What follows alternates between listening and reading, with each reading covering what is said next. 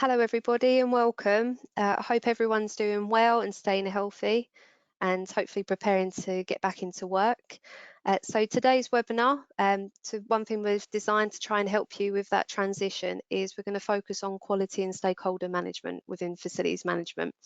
So it is aimed at that manager's level, and we'll be talking you through like various ways you can make sure your strategy is up to date and actually performing effectively for your stakeholders. So if I can ask you to move to the next slide.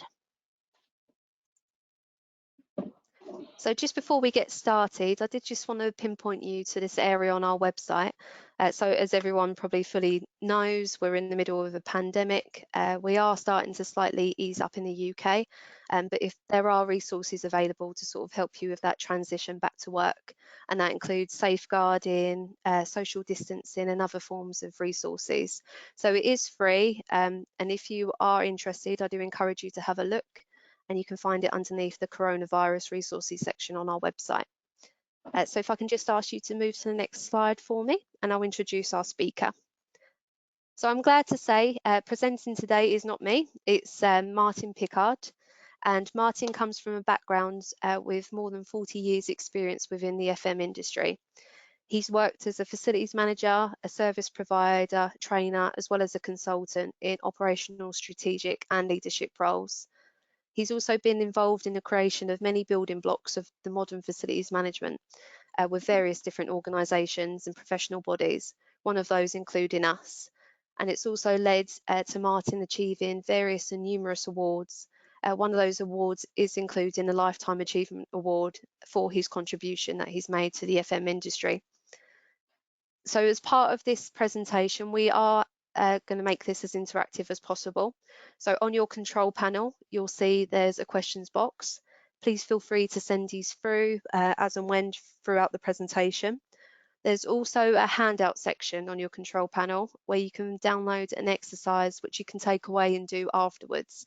So the knowledge you're going to learn from this webinar, you can actually apply straight away to that piece of exercise. So I do encourage you to download and have a look at that.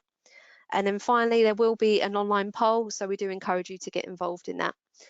So without further ado, I'm going to pass you over to Martin and he'll begin the presentation. Okay, thanks very much, Nicole. Welcome everybody. Thanks for joining me here this morning.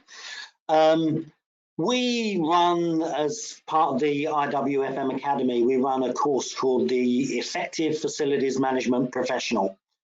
And one of the sections in that is around quality and stakeholder management. And we talk about some of the tools and techniques that you use to review your strategy and ensure that it's fit for purpose.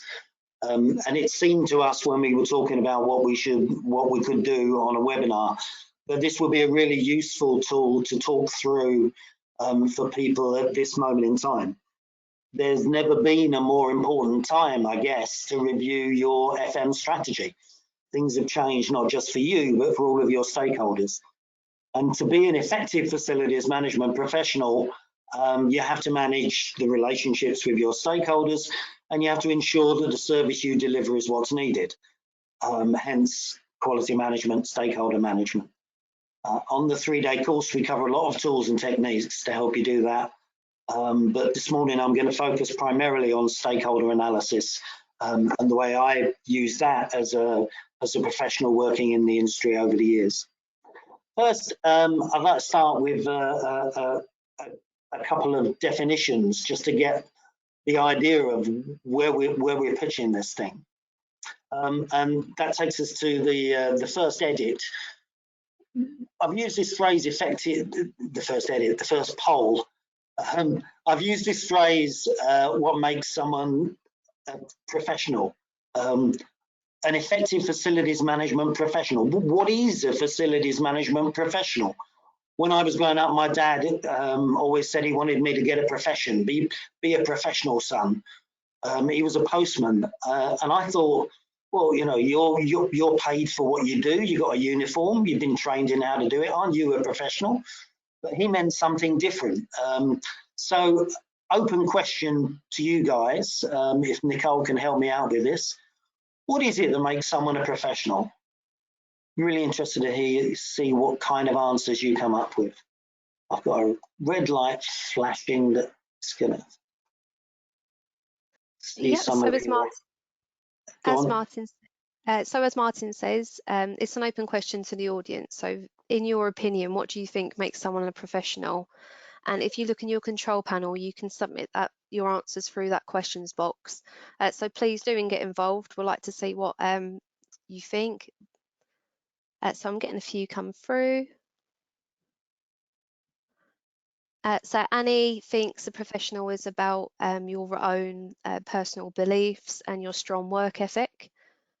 Paul saying it's about commitment to integrity and continuing development. Gary said it's about knowledge, experience and attitude. Paul thinks it's about being qualified, competent, accredited and audited. Sophie echoing Gary's skills and knowledge. Dan saying about experience. Jade saying it's someone that underpins academic study along with the real world experience and develops like positive thinking and forward thinking. Sandra saying it's about consistent delivery. David is saying it's about someone who is proficient in their role. Norman saying it's about ethics. Okay. Paul saying it's about getting paid to do an expert job. So there are various answers coming in. Yeah, that's good. That's good. And those are the answers I would expect. You know, it is about being paid. A professional footballer, as opposed to an amateur footballer, they get paid. They get paid a lot, darn sight more than I ever got paid as an FM. Qualifications, yeah, qualifications of course are important, but what's really important isn't the qualification.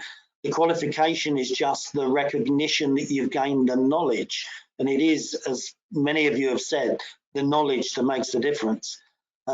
Is it a uniform? Of course it's not a uniform, but why do these people wear uniforms? And a lot of that is also about credibility. So these things are kind of superficial things. What really makes someone a professional are things that you've just been coming up with. It's knowledge, it's knowing what to do, it's understanding your world better than other people might. So the professional golfer knows exactly what club to use in what circumstances. The professional chef knows exactly how to ensure that that souffle comes out right every time. And it's also skills, technical skills that the professional has above and beyond somebody who isn't a professional. And then absolutely, and thank you to those who said it, ethics. An ethical code. So like the IWFM code of conduct, a professional has a code that they operate by. And if you think about it, if you ever find yourself saying that somebody's been unprofessional, I don't think you're ever really thinking about whether they knew what they were talking about or not, or whether they had the right skills. You're talking about their behavior. So behaving as a professional is absolutely the heart of this thing. So as facility management professionals, we want to do the right job. We want to apply our industry knowledge. We want to apply technical skills that we've learned and developed thanks to organizations like the IWFM Academy. And we want to do that in a professional manner in accordance with our code of ethics. And I think that's a really important point to make about FM. So the second word was effective, and we won't do a poll. Instead, I'll just go straight to the Oxford Dictionary. What is effective? Effective is being successful in producing a desired or intended result. And that's really important because you've got to know what the desired result is. So you're going to apply those technical skills, that industry knowledge, in order to achieve something. But you've got to know what that something is, and that's where this strategy review question comes to play. What is the desired result? And is the desired result of the organisation you serve the same today, post-pandemic, as it was 3 months ago or 6 months ago? And if the desired result has changed, then what have you got to change in terms of your facilities management delivery? And do we all have to deliver the same thing? Just because you're a facilities manager, does the organisation you want require the same approach to cleaning, catering, maintenance, security as somebody who's working in another organisation? And I'm sure we've got people on the call who are looking after offices, but they'll be delivering different services to those who are looking after hospitals or factories or universities or shopping centres. And each of them needs to develop their own idea of what effective means in their scenario. And that's where we use our technical skills and expertise in order to do that.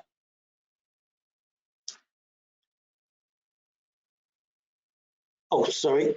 Yeah, missed that.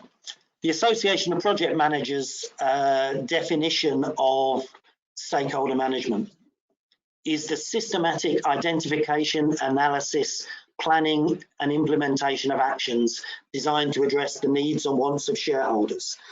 So it's about understanding what your stakeholders need and planning how you will deliver that and implement actions in such a way that you address the needs of stakeholders. And your stakeholders are all of those who could be involved in or affected by your activities. So stakeholder analysis helps us to identify the desired result and to effectively manage those relationships. Lots of stakeholders, including the organisations you work for and the recipients of your services, their needs and wants need to be identified in order to help you develop your objective. And of course, they change as a result of internal and external forces like the pandemic. So this is the heart of effective FM. And then quality management, this is doing stuff. We're good practical FM people. We like to get stuff done.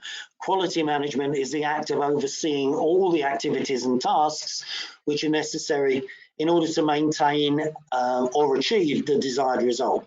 So we've got quality planning, quality assurance, quality control, quality improvement, working out what we need to do, doing it and making sure we do it consistently, measuring its performance and making sure it's delivering the desired result, and then working and adjusting what we do. That's a quality management process.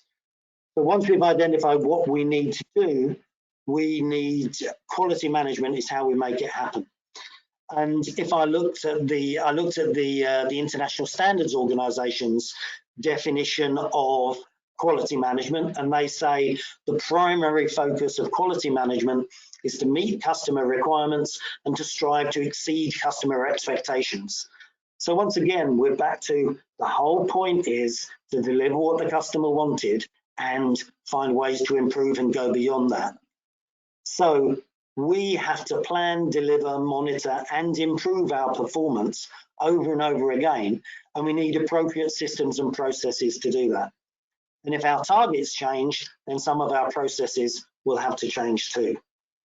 So what is an effective FM professional? It's somebody who uses their technical skills and industry knowledge in a professional manner to manage stakeholder relationships, manage activities, and identify and deliver the required result. And of course, I reckon, in the introduction, Nicole said I've been working in FM for 40 years. Old bio, I've been working in the FM industry for 50 years. And I can't think back. There've been some very difficult times with recessions, 3-day weeks, national strikes, Lord knows what we've had over that time. But certainly this moment in time, the world really needs effective facilities management professionals, more than we've been needed in a very, very long time. So we need to make sure we get this right because an awful lot is riding on it. So on the 3-day course, we cover all of these issues and we talk about everything from identifying who your stakeholders are, and working to develop a strategy to meet their needs and wants, all the way through managing that performance, how we control it, measuring the performance, dealing with people, through into sustaining it, and dealing with change and dealing with problems and improving performance over time. These are huge issues.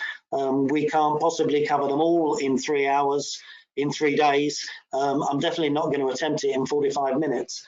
So we're just going to talk about this relationship between the needs and wants of your stakeholders and the development of your strategy, because I think that's the point that we're at right at this moment in time. So when we talk about strategy, I often hear people say, my boss says we need to be more strategic, or FM isn't very strategic. I challenge that, because I think a strategy is just an action plan. It's a bunch of things you're going to do in order to change the way things are right now into the way you want things to be. And you develop a strategy, and the strategy is the route that you intend to follow. And if anybody knows how to follow an action plan, that's facility managers. Maybe what we're not great at is developing those strategies in the first place. But successful facilities managers certainly are, and I know that that's people like you who've tuned in today. So I use this analogy a lot about the development of a strategy being like a sat-nav in your car. It's the route that's going to take you from where you are to where you want to be, and you'll have milestones along the way that you can measure. You'll know when you're getting in the right direction because you're tracking your key performance indicators, and you know exactly why you're going from where you are to where you need to be. So a sat-nav also, of course, it identifies obstacles, traffic jams along the way, and you use it to work out ways to get around those obstacles. So the strategic process is extraordinarily similar. At the very start, where we are right now, we need to work out where we now need to go because it's different from yesterday. Do we really know everything about where we are right now? And are there new barriers and obstacles along our way? Do we need to recalculate our sat-nav in order to go in the direction that we desire? So we use stakeholder analysis. So I'm going to talk you through the stakeholder analysis tool, step by step. And the handout that Nicole referred to has got more details of how to follow this, so you can practice it yourself, and then you can do it with your teams if you so wish. And I urge people to use this tool. I use it pretty much. I've been a consultant now for the last 17 years. And I pretty much use stakeholder analysis in every project I do, whether I do it with the client or whether when I'm analysing the situation, because it gets right to the heart of facilities management in terms of, are you delivering what the organisation needs you to deliver? And if not, why not? And is it because you don't know what the organisation needs, or is there some other problem? So the first step in stakeholder analysis is to list your stakeholders. As I said before, stakeholders are those who are involved in or affected by your operation. And I guess you could also add in there people who could affect your operation. So we think about people like the leadership of your organisation, the staff who work there, the customers of your organisation who may come into your facilities if you're running something like a shopping mall or a hospital, your local community, your supply chain, various influencers, industry bodies, regulators, consultants, your organisation's competitors, and the teams and departments that make up your business. All of those will have different needs and wants. Now, For most functions in an organization, a breakdown like that would probably be enough. But the problem, challenge, excitement about working in facilities management is that we have a lot more stakeholders than pretty much anybody else, because everybody is a stakeholder of the facilities management process, internally and externally. The community, the neighbours, the occupiers, your bosses, everybody who works for the organisation is a recipient of your services, and there are a host of people outside your organisation who are affected by the things that you do and the way that you do them. So we need to take this breakdown to a different level, because the analysis won't be informative enough if we keep it at this high level. So let me take it down to another level. Now we're starting to add in a finer detail in terms of analysis of what stakeholders we've got, so that we can look at their different needs and wants.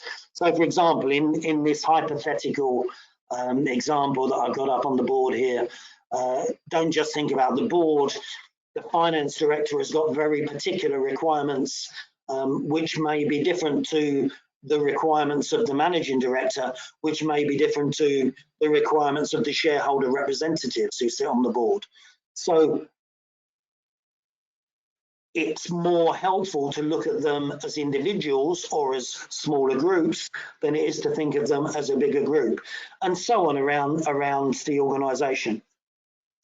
I guess the big issue we have, and a problem sometimes for people when they're using this tool, is that they take this thing too far.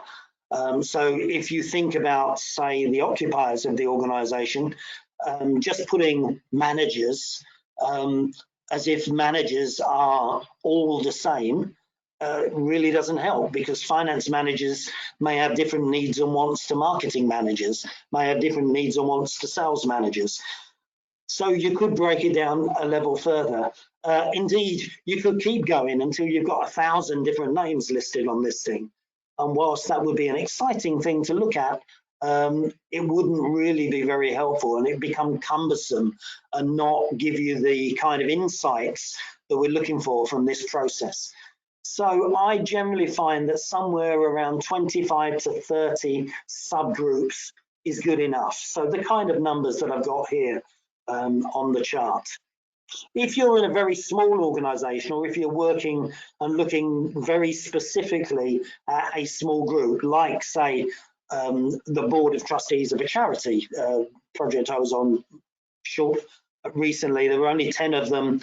So I did stakeholder analysis, but I looked at them as individuals. So I had actual people's names written up on my board rather than groups. But with a big organisation, such as most FMs are trying to operate within, this kind of grouping is most informative. First bit of insight that we get sometimes is that the FM that I'm talking to struggles to think who their stakeholders are. Now that tells me that there's probably been insufficient engagement running up to this point. If you can't quickly write down who your different stakeholders are, then maybe you need to do a bit of work thinking about your organisation, and this would be a very useful step. There are insights to be gathered from each step along this process. But the second step in the process, given that we've got so many, we need to find some way to prioritise and think about, are some people more influential, are some people more interested? So we're going to use a four box grid to analyse them in terms of power and interest, because their power and interest affects their view of you and will affect your strategy in terms of how you deal with them. What I mean by power and interest, power is the level of influence that they might have over you. Are they in a position to sign off your budget? Are they in a position to influence can they give you the sack? Do they influence your bonus? Interest is how involved do they want to be? How much do they care? How much do they give a damn about facilities management? And that can vary wildly. So I use the standard 4-box grid to do this process. Someone's position on the grid can tell you, give you insight into how you should be working with them. So on the bottom axis there, I've got level of interest running from low to high. On the vertical axis, I've got level of power, level of influence running from low to high. And let me put a couple of examples up to explain what I mean. So somebody who might have a high level of power, but a low level of interest in the day-to-day running of the FM department, managing director, CEO, they absolutely have the sign off of your budget. They absolutely have the final say on pretty much most decisions that are going to come through your inbox. But are they really bothered about FM on a day-to-day basis? Maybe not. Are they really bothered about the running of your individual contract on a day-to-day basis? Maybe not. So that's why they're up there. Who's somebody who might be really powerful, but also really, really interested? Well, that'd be your boss. So the director on the board who's responsible for facilities and estates management. She's absolutely powerful. She's absolutely interested in what you do and why you are doing it. So you can see that you're going to have a very different kind of relationship between those two. How about somebody who's very interested in what you do, but has a low level of interest? Example I've given here are the end users, the occupiers of your facility, the shoppers in your retail mall. They're particularly in this time, they're very interested in what kind of hygiene regime you've got going on. How safe is this place to work in? They're very interested, but they actually have a low level of direct influence over what you do and how you do it. Nonetheless, you've got a relationship with them that you need to manage. And what about somebody who's got a low level of interest and a low level of influence? Example I've given here, your landlord. They really, really don't care what you're up to as long as you're not devaluing their asset and you pay your rent on time. So you're going to have a different kind of relationship with them. It would be neat if everybody fell into the extreme top left or right, or bottom left or right corners, because then you would know exactly where you stand. Of course, life, I've learned, is never black and white like that. There's usually multiple shades of grey involved. So we'll have some people who are somewhere in the middle. There's a very, don't rush with this. Spend some time thinking about why people sit where they sit on this graph. Again, it will give you something to think about in terms of, maybe I need to raise this person is powerful, maybe I need to raise their level of interest. This person is too interested in what I do, but they're not very influential. Maybe we need to work on that. How can we work on that together? So thinking about where these people sit on here is going to help you work out where you are in a different way. But we can go a step further. In terms of managing your communication regime with these people, let's think about exactly the best mode of relationship. So that managing director, if they're very powerful but they're not very interested, all you need to do is keep them satisfied. All you need to do is make sure nothing ever happens that pees them off, and they'll be fine, and they'll keep signing off your stuff. Don't bother them too much. Don't communicate with them so much that they get irritated. Let's work on keeping them satisfied, and maybe occasionally putting a smile on their face. Whereas your property director, she needs managing closely. You need to be in regular communication. You need to make sure that she's got everything she needs, and you need to work together with her. High power, interested people you need to fully engage with and make the greatest efforts to satisfy. However, your low power, interested people, everything is about their perception. So they need to be kept informed. This is all about communication. And you need to make sure that they understand exactly what you do. Again, if I go back to that idea of they're worried about the hygiene regime that you have in the workplace now, keeping them informed about it is the most important thing you can do. And what about our low power, less interested person? Well, just, don't bother them too much. Make sure they're okay. Make sure nothing happens to upset them. And don't waste too much time. Put minimum effort into working with them. So all of that's pretty useful, but we can take it another level, because what do they think of you today? What's their current perception of the facilities service that you are delivering? And I keep this really simple. Are they a critic? Are they a fan? Are they neutral? So let's populate my example again. So this looks all right. My property director is a big fan. That's good. My team love me. That's great. So all should be well with the world. However, having thought about this, the end users aren't happy. And because of their grief, the unions aren't happy. And the unions have got a lot more influence than the end users. Worst of all, the finance director's not happy. If those three aren't happy, that's okay, because the managing director is neutral, so he's really not bothered. However, think about it. If the end users and the unions are not happy and the finance director is not happy, it's not going to be too long before they start bending the ear of the managing director. And overnight, the managing director goes from being neutral to being a critic. And if the managing director is a critic, who's he going to take it out on?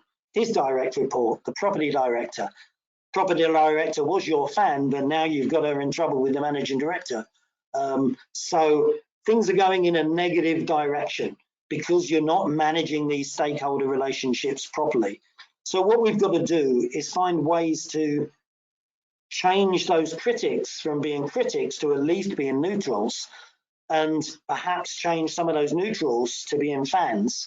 And then we'll know that we're being effective, because that will mean we are delivering the needs and wants of our stakeholders. And that's our purpose. That's what being an effective FM professional means. So does this mean we just need to go out and change everything? Possibly, possibly not. Remember, it's not necessarily a fact the end users are upset about the hygiene. It may be just their perception that there's a problem with the hygiene, and what you need to manage is their perception rather than actually change the way you're doing things. Might be one, might be the other. You need to understand that. Again, one of the things that I have become used to in using this tool on a regular basis, working with FM teams, is we get to a point where they don't know what some of their key stakeholders think of them. And that's an issue. That means they've not been engaging properly. They've not been communicating well. They maybe don't quite understand the position of the stakeholder and the importance of managing that relationship. Now, I know it's a two-way thing. I often get the question, it's all very well saying engage with these directors, but they don't want to talk to me. They don't want to spend a bunch of time talking with the person responsible for carpets, fire buckets, and cleaning the toilets. You need to make an effort to engage with them and get the message across to them that you don't want to talk about space planning and cleaning regimes. You want to talk about their needs and wants and how you as a professional can help them to do a better job. So don't go asking for a meeting with the finance director to talk about facilities management. go for a meeting with a finance director to talk about his finance strategy so that you can develop an FM strategy that will support him in his objectives. So that takes us to, what are their objectives? What do they want or need from you tomorrow? And language again, let me just clarify. Needs, when I'm used doing this exercise, by need, I mean what they must have from you in order to be able to do their job. And wants are what they would like from you in order to help them be more successful. So this is like the customer service thing about customer satisfaction and customer delight, customer expectations and going beyond customer expectations. And the interesting thing, well, let me populate my my table. This is the template that I use for this. Obviously, I do it in a spreadsheet, depending on the number of people involved. And let me populate it with my examples. So here we've got, in this hypothetical company, the managing director, whose current view is neutral. His current view is neutral because his basic need is resilience. All he wants is for the organisation to keep running, for the facilities to continue to operate as far as possible. And you've managed to achieve that. Well done. So you've kept things running, basic resilience is there, and so he's neutral. He's not a fan though, because his actual ideal would be that if only he had a workplace that would help him to increase productivity. And that's something we've talked in the IWFM about a lot over recent years. How can facilities management influence productivity? Back to the Stoddart review and a lot of the conversations we've had around workplace. And basically that's the core need of an awful lot of business leaders. And we as facilities professionals have often failed to deliver on that, but there are some fantastic best practice examples where effective FM professionals are doing it. Not in this hypothetical company though, unfortunately. The property director's a fan. Why is the property director a fan? Well, it's because her basic need is for you to consistently and reliably do what you've promised to do. And that's what you've been doing. So reliability, consistency is something that this particular property director values, and you're meeting that need. As a result, she's able to do her job, and that's good. What she would really like though is for you to be coming up with new ideas, innovations, better ways of doing things, ways to change things, best practice that you develop because you're a facilities management professional and you've got a better understanding of the industry. You've got new skills and knowledge than the facilities manager that used to work for her. That makes her a fan, because you're not only delivering her basic needs, you're delivering what she wants. And then the end users, they were critics. Why were they critics? They're critics because they're worried about whether they've got a safe workplace or not. You've kept it running during the pandemic, but is it safe? Is it okay for me to go there? They're worried about that. If they can't do their basic work because they're worried about that, they're going to be critics. If you could provide them with reassurance that there's a safe workplace, maybe they'd be neutral. What would make them a fan? Well, they want that enriched workplace. They want a better workplace where they feel good, where they feel great. One of the things people have missed about working at home for so long is the social interaction with other people. And it's my view that that is going to be the I'm not going to say the savior of the office, but increasingly the role of the workplace in the future will be more and more focused on the social interaction, because we've proved we can work from home if we're office workers. Obviously, people in manufacturing and the like, that's a different game. The finance director, in my example, a critic. Why is he a critic? You didn't achieve budget. If you achieve budget, he'd probably be neutral. What he would really like is for you to tell him that by the end of the year, you're going to deliver some savings, then he'd be a fan. Can you see there's a direct relationship here? Those who see their needs are not being met are critics. Those whose basic needs are being met and whose wants are being achieved are fans.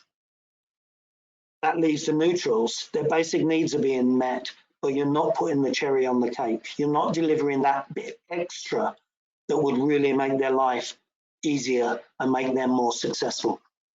If you can do this exercise and get really good, strong answers to these questions, you will have a much better idea about where you are and a much better idea about what you need to do in the future. Again, forgive me for repeating, but also when we get to this step, if I find a facilities manager who can't tell me whether the stakeholders are critics or fans, who are not clear on what their needs are, who have no idea what their wants are, there's a lot of work to be done in order to get that FM operation back on track. Because you've got to do that first. You can't just wade straight in and start running the facilities if you don't know what the desired result is. You can't be effective.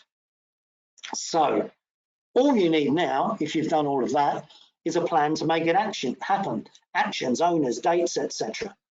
So that's the stakeholder analysis tool. The handout that you've got that you can download from the screen contains blank templates. You can do it yourself. I strongly urge you, if you've never done this before, to spend half an hour filling in the blanks and thinking about a few people in your organization, one critic, one fan, a neutral person. Do you really know what they need from you? Do you really know what they would like from you? And does that correlate with this issue of are they a critic or are they a fan? And then if you find that works and you find that's illuminating, put aside half a day with your team to do this properly with a flip chart and a facilitator, and really think through, because there's a lot of insight here. There's a lot to be gained from this operation. Because all you need to do then is put it in place. You know where you are, you know where you got to go. Oh, I forgot, there are some barriers to success. Your sat-nav has got to work out ways around the things that are going to stop you. So what's going to get in your way? All kinds of stuff. It could be against policy, it could be against the law. Maybe you haven't got the time, maybe you haven't got the money, maybe you haven't got the space. Have you got the data? Properly identify, take time to properly identify the things that are stopping you from delivering what your stakeholders need and want. You'll find that you have three kinds of barriers that you can address. Number one, things that you can control, things under your zone of influence. So you can change them. You can change your facilities policy if it's your policy. Then there are things that you will need to influence, where maybe you'll need to work with other stakeholders who have greater power but are fans in order to influence and successfully get changes made so that you can make the changes that you need to make. And then there'll be some things that are just the law. So there's no point worrying about them. You've got to find a way around them. Punch your destination into your sat-nav, do some recalculating and find a way around the obstacle that's in your path. Don't want to go backwards.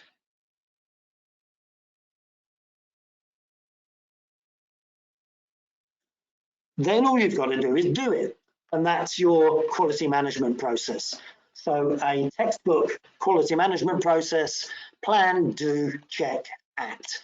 Your planning is what you've just been doing. It's working with your stakeholders to identify new objectives, to review service level agreements so that both you and your stakeholder have a clear understanding of what facilities management has got to do. Then you just do it. And that's where you bring in your operational processes, policies, systems, procedures, your quality control processes to ensure that when it's done right every time, consistently and reliably. Then you measure it to make sure that the end result is what you were starting out looking for. Here's your key performance indicators. This is quality assurance. This is making sure that you're delivering what you agreed in your service level agreement. And if you're not delivering that, you need to change things. So you go into act mode, change control, quality improvement. Perhaps your measurement identifies opportunities where you can do even better. Perhaps you need to start talking with the stakeholders again, because the world has changed, their needs have changed, therefore we need to go around this cycle again. And that's the point that we're in right now. We've got to work with people to identify and develop new facilities strategies for what's going to become a new mode of work. So we're just running, I think, just about on time. One last poll for you, if you're still awake.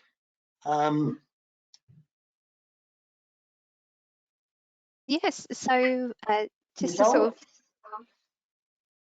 of, yep, so just the poll's launched, it should be on your screen now for you to select your answers. Just to sort of sum up what you've learnt today and hopefully apply it.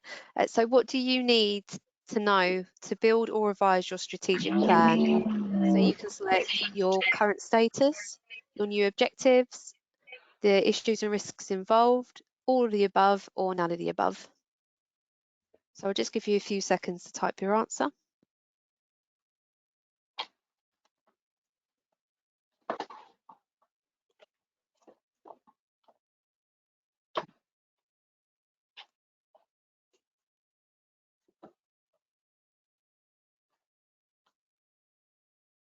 Okay, so I'm just going to close that now. And I'll share those results with you. So majority of you, 84%, have said all of the above. 11% of you said about needing your new objectives, and 4% said about the issues and risks involved. Okay, did you get that, Martin? Sorry, come again. Could you repeat it? Sorry. Yeah, no worries. So 84% said all of the above. The next Correct. highest, yep. And then about 15% said about new objectives and the issues and risks involved. So I'll just shut that down for you. Okay, thanks, folks. I know it was silly. It was a bit of a Richard and Judy quiz question, wasn't it? But I think it's really important to understand that you've got to reset this stuff. You're about to revise your strategic plan as we move out of crisis management mode. We're going to develop a plan B for the new normal. But before you start on your plan B, you've got to ask yourself, have my stakeholders' needs and wants changed? Does that mean my objectives have changed? Do I properly understand where we are now as an organisation, current status? Do I know enough about the barriers and obstacles we are facing? Then you can set a new route. If you know where you are, if you know where you're going, if you know what barriers are in the way, and you can develop yourself a new strategy. Hit the punch button on your recalculating button on your sat nav. Well, you may have been running a really successful facilities operation for the last year or two. We knew where we were, we knew where we were going, but COVID-19 has changed an awful lot of things. So it's probably time for plan B for most of us. I wish you all the very best of luck with your strategic review, with your returns to work and with your qualifications. Those of you I see that I'm told that quite a lot of people on today are doing their level 4 qualifications. So good luck with that. And I'm very happy to answer questions. And I'll even put my camera on, I think. Yes, Martin's a real person. We're about to prove it. So if you've got any questions, do feel free to send them through. You can send them through on that questions tab on your control panel. And also just a reminder, if you did want to download and complete that exercise, we've got it available in the handout section for you. So do feel free to take that away, maybe back to your organisation or to your team and work on that together. So we have had a couple of questions come in so far. One of them is from Raj. He's saying, in regards to your diagram where you did the power and interest matrix, and you said about the neutral, critics and fans, he's asking if it's something you can apply to your individual teams and also those members within the team. Absolutely, yeah. I've used the same process working with a small team. I think while I was talking, I talked about the board of a charity, but I've also done it with an FM team where relationships were difficult within the team. So stakeholder analysis can be applied to any group of people, where back to that definition of what a stakeholder is: anybody who is involved in or affected by or could affect you and your operation. So yeah, that can be a useful tool. This is an all-purpose Swiss Army knife tool for working in management these days. Yeah, definitely, especially relevant right now, isn't it?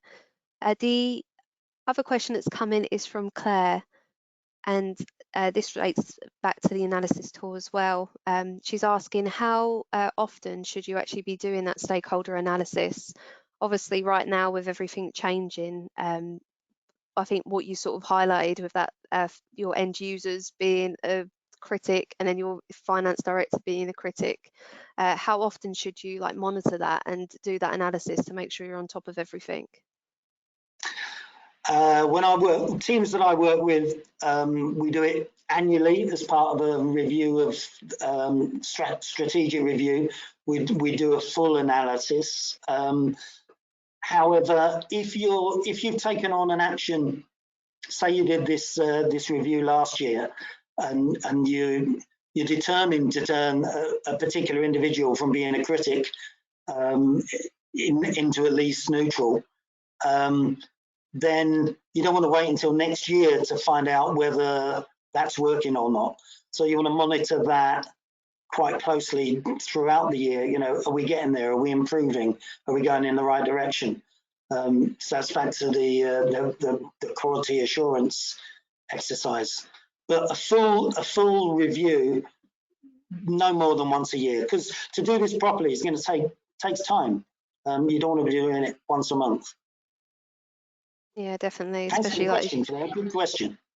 yeah, and also as you said, within FM, there's millions, if not hundreds, of different stakeholders. So yeah, definitely a good question. The other one that's come in, probably more of a personal one, is Mohammed was asking you, Martin, have you got any examples of where you've had to switch to a plan B and possibly plan C strategy within like a short notice due to like an unexpected change?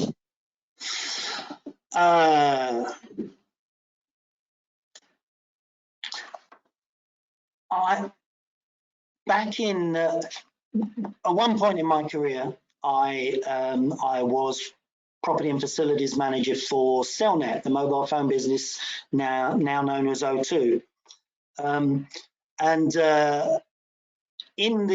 mobile phones began in 1985, for a few years they were the sole. The only people who had mobile phones were yuppies who were very happy with the fact that a mobile phone cost £3,500 and it cost you about £30 a minute to make a phone call, because the more expensive it was, the more they seemed to treasure it. We were operating then as a business in a high margin, low volume market.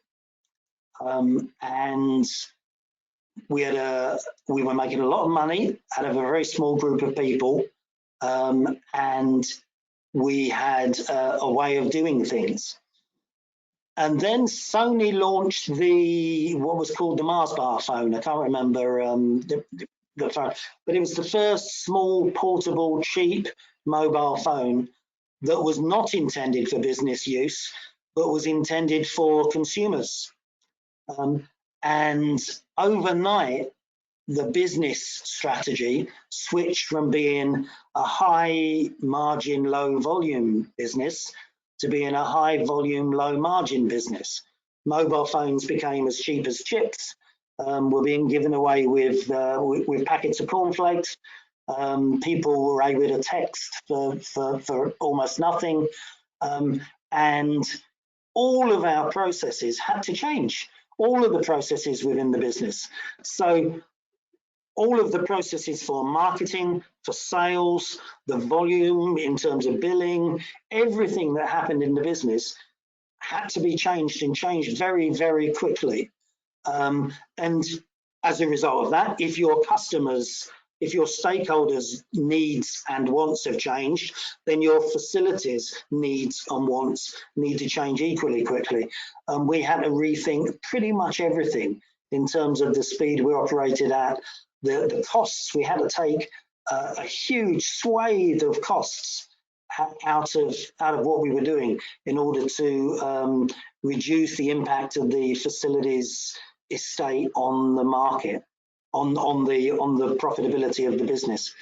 So I mean, when I'm working in teaching people in management, I often use that as an example. Really good question, thank you. Yeah, thank you, helps. Mohammed, that was thank you, Mohammed. Yeah, thanks, Mohammed. Yeah, I have to say, I think probably at the moment as well, like a shift of focus has been moved obviously to health and safety, which it obviously was before, but now there's that real focus on those social distancing, hygiene standards, whereas maybe before things would have been focused maybe on getting people moving in and out the building as quickly as possible, or getting a very fast service, whereas now it's all about focusing on those like different things like that. Well, I've spent my 50-year career in FM bemoaning the fact that FM doesn't get enough credit for the things that we do. We get written off as being non-core, and non-core somehow means non-important, whereas in fact, you know, we are, as has been totally demonstrated over the last few months, without us, without a great cleaning regime, without good security measures, without effective maintenance processes, without a healthy catering regime, organisations come to a standstill, a direct impact on the operation of individuals, on our whole nation. The UK's economy is directly, the productivity of our nation is directly affected by how well the facilities industry does its job. And I sincerely hope that in this, my last year in the industry before I retire, we see some kind of change in the recognition of what we do. And for me, that Thursday night clap is for all key workers. And I'm constantly reminding people that I'm talking about facility managers and security guards and cleaners, as well as porters and nurses and doctors and surgeons. Yeah, I definitely agree. It's something that's very evident at the moment how key of an industry we are, and what we're actually doing to actually help secure people's safety, as well as, like you said, keep that productivity going and keeping the economy running. So yeah, completely and we mustn't agree. let it slip back. You know, there's ground to be gained by the profession. Organisations that didn't think they needed a professional facilities manager, maybe they'll rethink that they do need a professional facilities manager. They do need someone who's proven that they have the knowledge by gaining qualifications. They do need someone who's demonstrated that they have an advanced level of technical skill and know-how in managing these things, and that they can't get a quality service by paying cleaners below the living wage, because the cleaners are the people who are keeping them safe. Yeah, couldn't agree more. Sorry to end on. No, it's a valid point, definitely. It's come to 1 o'clock. We do have to wrap up, unfortunately. But if you've got any questions, or if you're in either for us or for Martin, please feel free to email them through. Also, if you're interested in the full effective facilities management course, and obviously email through as well, and we can send you through some details. So thank you so much, Martin, for today, and I hope you've all enjoyed. Thank you, Nicole, for asking me and for facilitating it. Thank you, everybody, for listening. All the best. Stay well, stay safe. Stay safe all. Thank you. Bye.